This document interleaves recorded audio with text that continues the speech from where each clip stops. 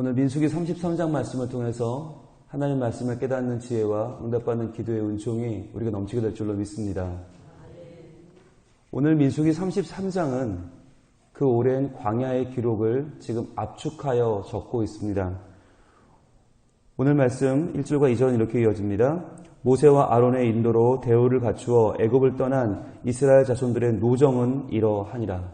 노정, 지금까지 걸어온 그 여정이요. 가나안 원정대의 여정을 지금 압축하여 보여주고 있습니다. 2절입니다. 모세가 여호와의 명령대로 그 노정을 따라 그들이 행진한 것을 기록하였으니 그들이 행진한 대로의 노정은 이러하니라. 여호와의 명령대로 여기까지 온 것이에요. 물론 빨리 걸으면 열흘이면 와요. 그런데 그 열흘 거리를 40년 왔어요. 여호와의 명령대로 온 것이에요. 우리는 여호와의 명령대로 가면 더 빨리 가야지라고 생각해요. 열흘길이면 여호와의 명령대로 가면 하루 만에 가야지. 아니, 반나절이면 가야지. 꼭 우리는 하나님의 명령대로라는 말에 신비감을 가지고 뭔가 거기다가 우리의 욕망을 덮어 씌워요. 그래서 하나님 하고 기도할 때 하나님 아시죠? 저는 딴 사람보다 좀 더 빨리요. 전 특급으로요. 저는 뭔가 좀 더 훨훨 날아가게 해주세요. 이런 꿈을 가져요. 그런데 여호와의 명령대로 가면 빨리 간다는 보장은 없어요. 훨씬 느릴 수도 있어요. 그런데 그게 바르게 가는 거예요. 왜 그럴까요? 열흘 만에 왔으면 가나안 땅 들어가자마자 다 망했어요. 다 죽었어요. 왜요? 그 많은 죄성을 어떻게 할 거예요? 애굽에 430년간 종살이 하면서 그 안에 켜켜이 쌓여있던 하나님 의지하지 않고 사람 의지하고 애굽의 우상신들 의지했던 그 마음들 어떻게 할 거예요? 하나님은 그것을 40년의 광야 생활 가운데 불평과 불만과 원망과 하나님을 대적하는 그 마음들을 다 다스리십니다. 그게 40년 걸렸어요. 여호와의 여정대로. 자, 그 노정을 기록합니다. 3절입니다. 그들이 첫째 달 15째 날에 라암셋을 떠났으니 곧 6월절 다음 날이라. 이스라엘 자손이 애굽 모든 사람의 목전에서 큰 권능으로 나왔으니. 자, 라암셋 표시해 보세요. 라암셋. 이제 오늘 지명이 많이 나옵니다. 예, 표시하시고. 라암셋이 어디예요? 국고성이죠. 국고성. 비돔과 라암셋을 짓게 했죠. 바로가. 그런데 그 국고성 라암셋을 지었기 때문에 어떻게 했어요? 국고성에 있던 모든 금은 보화를 다 애굽 사람들에게서 받아 나왔어요. 즉 하나님은 국고성을 짓게 한 것조차도 허투루 지으신 것이 아니라 그들이 광야로 나올 때 가지고 나올 애굽의 모든 부를 모아 놓으신 거죠. 거기서 가지고 나오시게 했던 것이 라암셋인데 이때 기록이 출애굽기 1장과 2장. 열심히 이제 그 바로 밑에서 지을 때, 국고성 지을 때 이야기죠. 그게 이제 출애굽기 1장에 라암셋이 나오는데요. 거기서 이제 떠나 나오는 장면 보겠습니다. 5절입니다. 이스라엘 자손이 라암셋을 떠나 숫곳에 진을 치고 그랬어요. 이게 이제 처음에 출애굽기 12장 처음으로 나올 때 이야기인데 이때 나올 때가 6월절 다음 날이었죠. 6월절이 1월 14일이고 출발한 건 6월 15일입니다. 6월절 바로 다음 날 5절에 라암셋을 떠나 숫곳에 진을 치고 했잖아요. 라암셋 표시와 숫곳 표시해 보세요. 라암셋이 국고성, 그들이 모든 재물을 받아서 나온 곳이 라암셋이었고 처음 진친 곳이 어디냐? 숫곳이에요. 그러니까 라암셋은 애굽이고 숫곳은 광야예요. 출애굽하여 처음 진친 곳이 숫곳이에요. 숫곳 표시해 보세요. 그러면 이 숫곳이라는 말에서 나온 게 뭐냐? 기원한 게 뭐냐? 바로 수코트. 수코트가 뭐냐면 장막절입니다. 초막절입니다. 여러분 장막절이 뭔가요? 광야에 장막을 치고 거기 우리와 함께 하신 주님을 찬양하는 절기죠. 그 수코트라고 하는 말이 수코트에서 나왔어요. 그러니까 애굽 땅을 떠나 라암셋을 떠나 처음 장막을 쳤던 그곳을 잊지 못하는 거예요. 너무 감격스러운 거예요. 드디어 나왔다. 430년 만에 드디어 나왔다라고 해서 숫곳이라고 하는 그 지명의 이름을 따서 수코트가 장막절이 되었다. 장막절은 민수기 29장에 나오죠. 29장에 나오는 7월의 축제, 7일간 잔치를 여는 그 장막절이 바로 수코트라고 했습니다. 6절입니다. 숫곳을 떠나 광야 끝 에담의 진을 치고 그랬어요. 에담 표시해 보세요. 에담이 어디냐? 에담이 바로 하나님께서 낮에는 구름 기둥, 밤에는 불 기둥을 보내셔서 그들을 지켜주셨던 장소가 에담입니다. 이 에담은 출애굽기 13장에 나옵니다. 지금 좀 전에 람스를 떠나 숫곳으로 가는 부분이 출애굽기 12장이었고요. 숫곳이 출애굽기 12장, 에담은 출애굽기 13장입니다. 구름 기둥 불 기둥 나타나고요. 7절 에담을 떠나 바알스본 앞 비하이롯으로 돌아가서 믹돌 앞에 진을 치고 비하이롯 표시하시고 믹돌 앞 표시하시고 여기가 어디냐면 바로 홍해 건너기 바로 직전입니다. 홍해가 갈라지는 사건이 벌어진 출애굽기 14장이 바로 비하이롯으로 돌아가서 믹돌 앞입니다. 여기서 하나님이 홍해를 열어주셔서 이스라엘 백성은 전진하게 하시고 그 뒤를 따라 들어온 애국 군사들은 모두 전멸시키신 곳이 바로 이 홍해죠. 홍해 바다죠. 여기서 하나님은 그들을 보호하시고 애굽의 추격에서 그들을 완전히 지켜주십니다.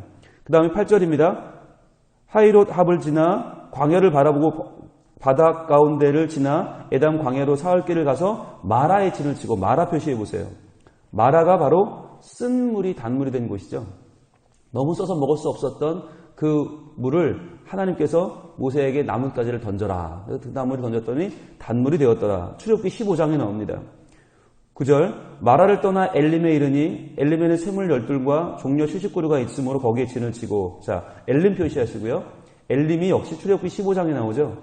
이 엘림이 바로 마라의 쓴 물 때문에 유혹받고 물 때문에 원망했던 그들에게 주신 하나님의 풍성한 쉼터죠. 그런데 이 샘물에 12이나 있어요. 샘물이 12 있고 또 뭐가 있다고요?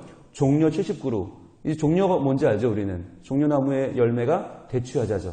가장 달고 가장 맛있는 젖과 꿀이 흐르는 땅이라고 했을 때 꿀이 바로 종려나무라고 했죠. 종려나무의 열매 대추야자입니다.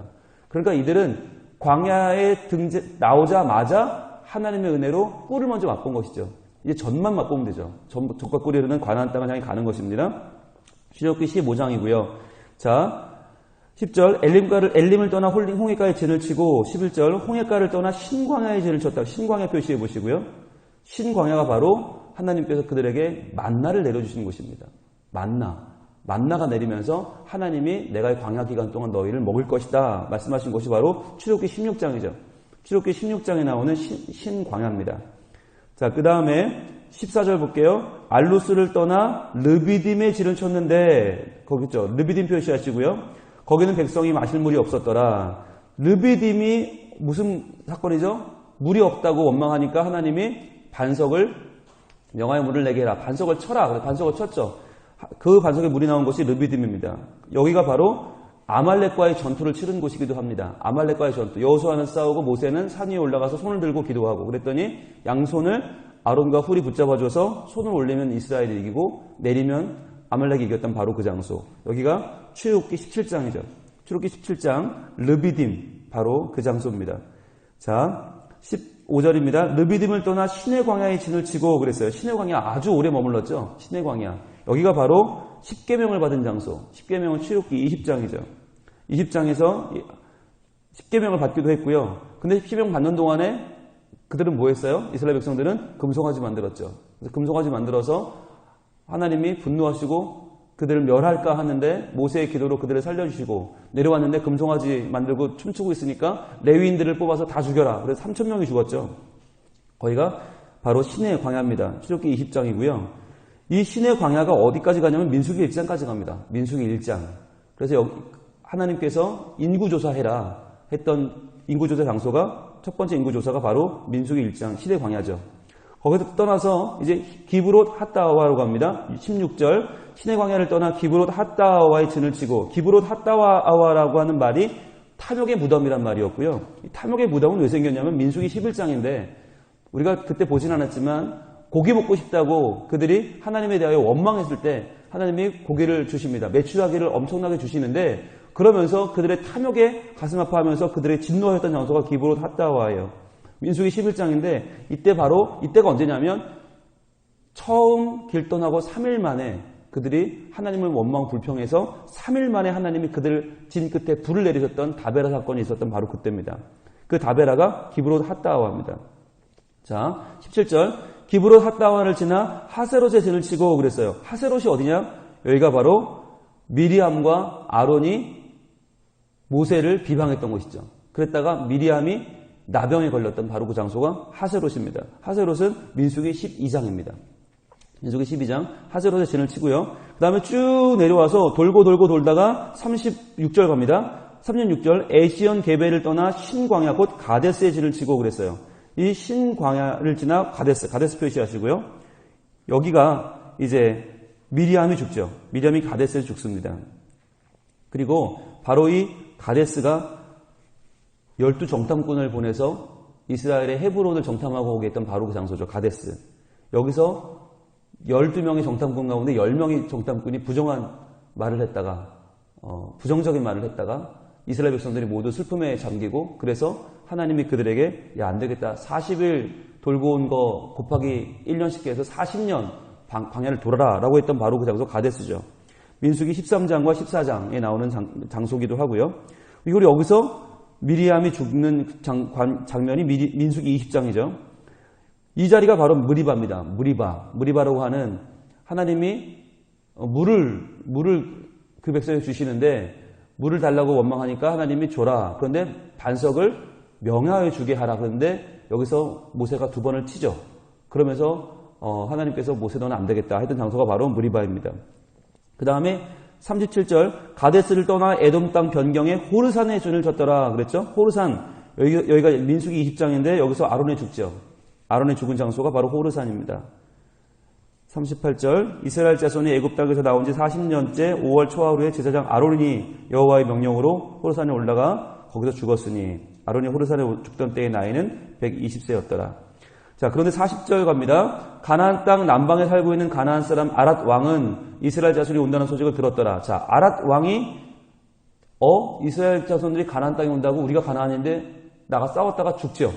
첫 승리를 거두는 이스라엘 백성이 가나안과 싸워 첫 승리를 거두는 장면이 그 아랏 왕의 전투인데 민수기 21장입니다. 그리고 44절 오봇을 떠나 모압 변경 아베아렘에 집을 치고 모압 변경 표시하시고 여기가 바로 어디냐면 모압 평지인데 이 모압 평지가 발람이 그들을 발락의 말을 듣고 저주하러 왔다가 축복한 장소죠. 발람의 축복이 있던 장소가 여기고 그러니까 민수기 22장부터 24장까지가 여기죠. 모압 변경. 그리고 여기가 바로 바알 부올의 음행사건, 부올에서 음행을 행했던 바로 그 장소가 민수기 25장의 장소가 바로 모압 변경입니다. 자, 여기까지 그들이 함께 건너왔던 여정이 기록되어 있죠. 자, 그러면서 여기까지 보면 지금 출애굽기와 민수기의 역사가 쭉 연결되어 있는데 떠나고 진을 치고 떠나고 진을 치고 떠나고 진을 치고 우리가 14절까지 읽었는데도 지치죠. 그런데 그 뒤로 쭉 오늘 내내 떠나고 진을 치고 떠나고 진을 치고 떠나고 진을 치고 떠나고 진을 치고 그런데 이 모든 기록 가운데 무엇이 묻어 있나요? 2가지가 묻어 있습니다. 하나는 이스라엘의 범죄함입니다. 이스라엘의 죄가 묻어 있어요. 가는 데마다 불평하고 가는 데마다 원망하고 가는 데마다 싸우고 지지고 볶고 못 가겠다. 애굽으로 돌아가자. 모세를 죽여라. 아론을 죽여라. 계속 이스라엘 백성은 하나님이 어디냐고 원망해요. 그러나 이스라엘 백성의 범죄만 있는 게 아니라 또 뭐가 있어요? 하나님의 긍휼과 은혜가 있어요. 아무리 인간이 범죄하고 아무리 인간이 못 가겠다고 불평과 분노를 해도 하나님은 그들을 지켜주시고 하나님은 그들을 보호하시고 하나님은 그들에게 다시금 가자 그들을 추스리세요. 이 민수기 33장은 출애굽기와 민수기를 요약하는 이스라엘의 광야의 노적인 동시에 바꿔 말하면 우리 인생의 여정을 보여주고 있는 것입니다. 우리 인생의 여정도요. 출애굽하면 그때부터 다 될 줄 알았어요. 그러니까 내가 죄를 구원받고 십자가 보혈사건 믿고 내가 새로운 사람 되고 하나님의 아들이 되면 끝나는 줄 알았어요. 그게 아니란 말이죠. 내가 예수 믿기로 작정을 하고 하나님 믿고 교회 나오면 끝나는 게 아니에요. 거기부터 시작이에요. 거기서부터 우리의 인생에 정말 참된 고민이 시작되고요. 그때부터 하나님이 계시는가 안 계시는가. 그때부터 야 이거 무슨 말씀이 내 삶에 이렇게 안 이루어지냐. 남에게는 그렇게 잘 이루어진다는 하나님 뜻이 내게는 왜 이렇게 안 이루어지냐. 왜 예수 믿었는데 애들은 여전히 변하지 않냐. 왜 예수 믿었는데 나를 바라보는 사람들의 시선은 변하지 않는가. 왜 그렇게 하나님은 나는 열심히 믿는데 내 삶에는 하나님의 은혜가 드러나지 않는가라고 하는 갈등과 고민이 시작되는 인생의 여정은 여기부터라는 거예요. 그런데요. 예수를 믿기 전에 하나님을 알기 전에 교회를 나오기 전에 하나님을 바로 믿기 위해서 몸부림치기 전에는 고민이 아니었던 것들이 이제부터 고민이 되는 거예요. 그전엔 내 맘대로 사는 게 아무렇지 않았어요. 그전엔 사람들 시선 아무것도 아니었어요. 그런데 이제부터 내가 하나님을 바르게 믿고자 했더니 내 모습이 이제부터는 일그러진 내 모습이 보이기 시작하고 잘못된 내 인생의 방향이 보이기 시작하고 내 안에 정말 잘못된 동기와 잘못된 의지들이 보이기 시작하더라는 것이죠. 그러면서 그것과 싸움이 시작됩니다. 그리고 내 주변 사람들이 보이기 시작하고 가족이 보이기 시작하고 내 꿈이 보이기 시작하고 그때부터는 나를 인도하는 하나님의 손길이 보이기 시작해요. 그러니까 그때부터 수많은 갈등과 고민이 새롭게 시작이 되죠. 그러나 그것은 괜찮은 거예요. 왜냐하면 나 혼자 고민하는 게 아니라 뭐가 또 있다고요? 하나님의 은혜와 긍휼이 있기 때문에 괜찮은 거예요. 아무리 우리는 고민해도 전진합니다.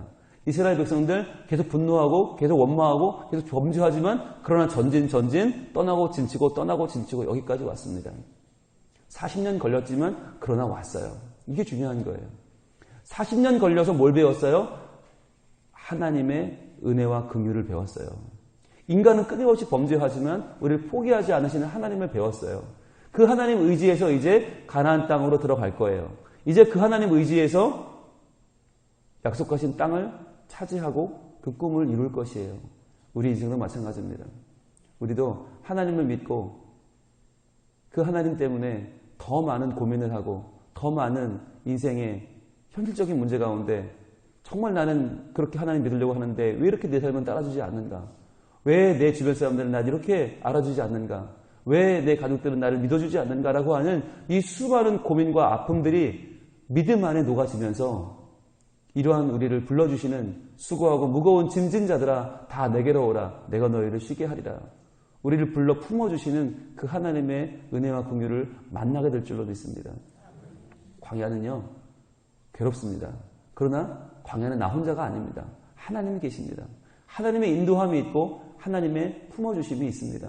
우리 인생길 가운데에서 한 지역도 한 부분도 놓치지 아니하시고 우리와 언제나 함께 하셨던 그 광야의 하나님, 그 하나님이 앞으로도 우리와 함께 하셔서 우리의 꿈이 이루어지는 그날까지 우리와 동행하여 주시고 우리를 지켜주시고 우리를 언제나 그분의 말씀 안에 살아있는 하나님의 사람으로 온전케 하실 줄로 믿습니다. 기도하겠습니다.